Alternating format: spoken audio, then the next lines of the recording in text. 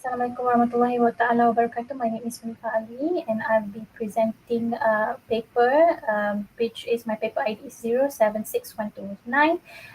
The topic of our research is the role of WhatsApp in shaping communication dynamics among students.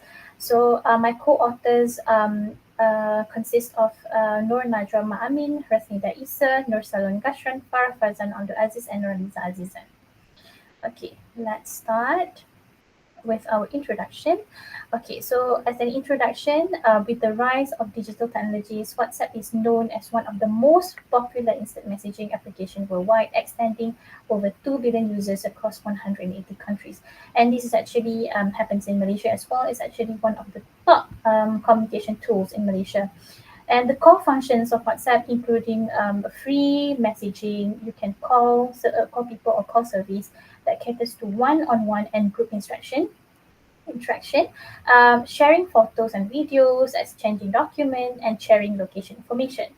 And WhatsApp also plays an important role in group project coordination, clarifying doubts, peer learning, information dissemination, and also announcement. However, even though we have quite an important role in teaching and learning, there are also a few challenges and limitations of WhatsApp that have been identified, which concern problems such as information overload. We have distraction, inequality, and also no inequity and also privacy concern. So our research is created based on these research questions and research objectives. So the first research question is how does WhatsApp affect the dynamic of academic communication and collaboration among students? Number two, what are students' attitudes and sentiments towards WhatsApp as an academic communication tools? Number three, what are the key challenges faced by students when using WhatsApp for academic purposes? For research objective, the first one is to identify how WhatsApp influence communication patterns and collaborative learning among students. Number two, to examine students' sentiments and perceptions towards using WhatsApp for academic collaboration. And the last one, to explore the key challenges faced by students when using WhatsApp for academic purposes. Now, let's move on to our research methodology. And this actually consists of planning and design, data collection, data analysis, and interpretation and reporting.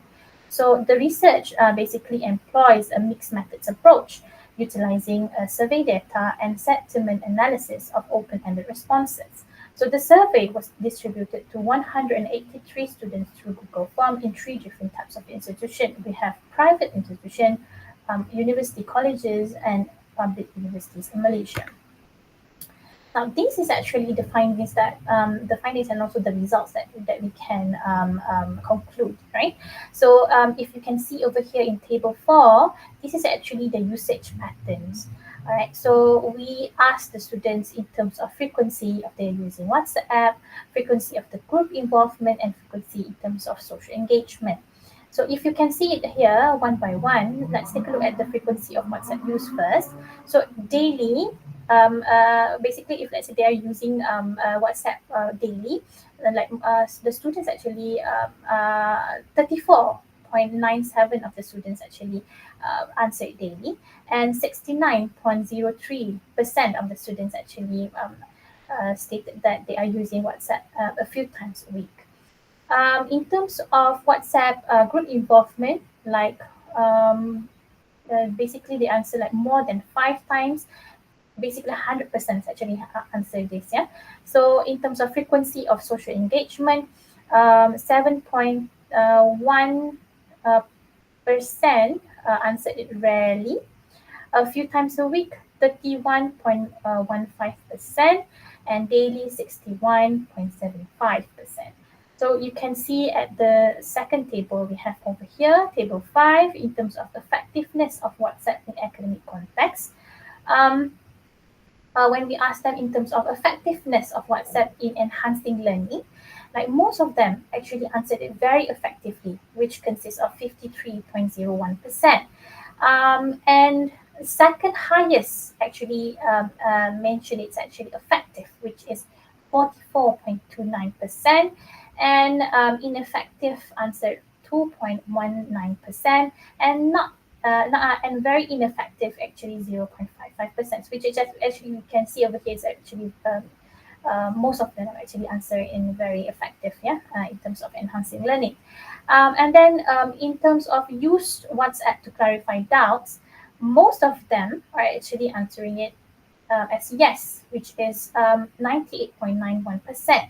And in terms of helps in organizing group work, and most of them actually answering it as yes, right? So the majority over here, which is 81.97%. In terms of face distractions, or when or they are might be facing challenges while using WhatsApp, um, we have a majority over here, quite a high number as well over here, which is 67.76% answered yes.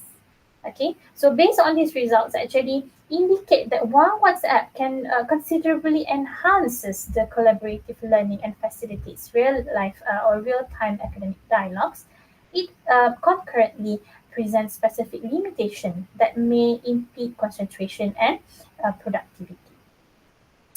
All right. So next one in table 6, okay, the students are asked about their sentiments towards WhatsApp, and these particular sentiments we can create it. We can divide into three different sentiment category, which are positive, neutral, and negative. And over here we have quite a few numbers on positive and also neutral. So for positive category, we have like 88 students that actually answer it positive lah, which entitled of 48% of the students.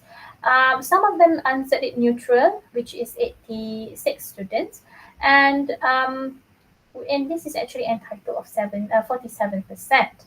And negative only we have like nine respondent, which is 4.9%. And in terms of academic communication feature feedback, we have some students said in terms of feature, we have notes and assignment sharing, which is, we have 55.19% of positive feedback. However, the students said that in terms of challenges that they can identify, files can be buried in chat history. The second feature is group assignment coordination. The positive in feedbacks is basically 81.97%, and the challenges we identified is difficult to manage inactive members. And the last feature is class announcement, which is 44.26% of positive feedback. However, the challenges that we identified is risk of missing messages amongst them. Now, as a conclusion, in terms of academic medium, the use of WhatsApp as a medium for students to clarify doubts, share academic materials, and coordinate group assignment has increased the efficiency of learning. So WhatsApp is predominantly perceived as a constructive academic resource. Its efficacy is significantly contingent upon group management practices and established norms of digital communication.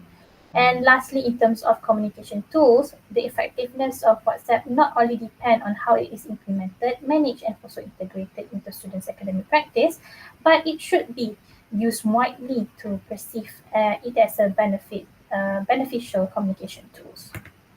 This is all from me. Thank you so much.